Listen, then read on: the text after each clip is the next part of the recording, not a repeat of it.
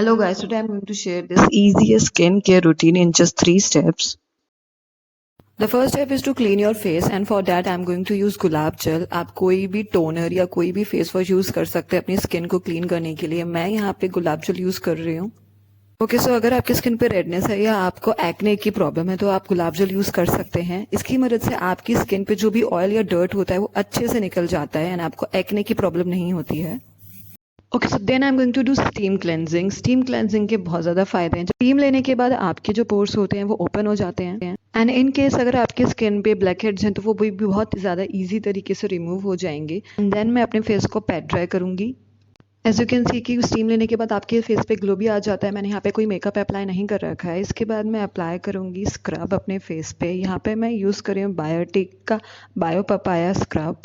Basically इसको आपको अपने वेट फेस पे अप्लाई करना है अपने फिंगर टिप्स की मदद से। अपने नेक पे भी इसको अप्लाई करना बिल्कुल ना भूलें एंड प्लीज़ मेक श्योर कि आप आई एरिया को बिल्कुल अवॉइड करें। स्क्रबर अप्लाई करने के बाद आपके स्किन के जो डार्क पैचेस होते हैं वो रिमूव होते हैं and helps to remove your flakes and obviously आपकी स्किन पे जो भी डर्ट या ऑयल होता है वो भी रिमूव होता है। इन केस अगर आपके पास ये बायोटिक का स्क्रबर नहीं है तो आप अपने घर पे भी होममेड स्क्रबर बना सकते हैं लेमन एंड चीनी को ऐड करके। बट मेक श्योर कि आप ज़्यादा लेमन ऐड ना करें, आधा कटा हुआ लेमन ही लें। इन केस अगर आप ज़्यादा लेमन लेंगे तो आपकी स्किन पे इरिटेशन भी हो सकती है। इसको अच्छे से मसाज करने के बाद अपने फेस को मैं वॉश करूँगी। फेस को अच्छे से क्लीन करने के बाद मैं यूज़ कर रही हूँ गार्नियर शीट मास्क।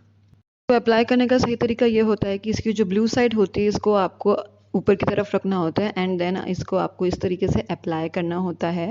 एंड जब आप इसको अप्लाई करेंगे सो मेक श्योर कि आप ये जो ब्लू शीट है उसको रिमूव कर दें, जिस तरीके से अभी मैं यहाँ करने वाली हूँ। शीट मास्क के अंदर जो सीरम होता है उसकी मदद से आपकी स्किन के जो डार्क स्पॉट्स होते हैं वो लाइट होते हैं। आपकी जो ओवर टाइट स्किन होती है उसको वो पैम्पर करता है। बेसिकली डल स्किन के लिए शीट मास्क बेस्ट होता है and once in a week आपको शीट मास्क अप्लाई करना ही चाहिए। इसको आपको बेसिकली 15 to 20 मिनट्स अपनी स्किन पे अप्लाई करके रखना होता है and then I am just going to remove the excess with the same and make sure कि आप एक शीट मास्क को एक बार ही यूज़ करें, बार बार सेम मास्क को यूज़ नहीं करना है। एंड सीरम को अप्लाई करने के बाद मेक श्योर कि आप अपनी स्किन को अच्छे से टोन करें। सो यहाँ पे मैं दोबारा से यूज़ कर रही हूँ अपना गुलाब जल अपनी स्किन को टोन करने के लिए।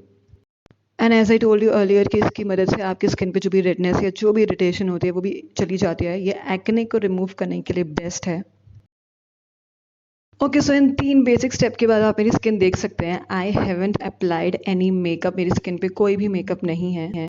ओके सो अच्छी स्किन के लिए सिर्फ और सिर्फ स्किन केयर ही काफ़ी नहीं है। मेक श्योर कि आप अपनी स्किन को अंदर से भी प्रेप करें, यानी कि बहुत सारा पानी पिया करें।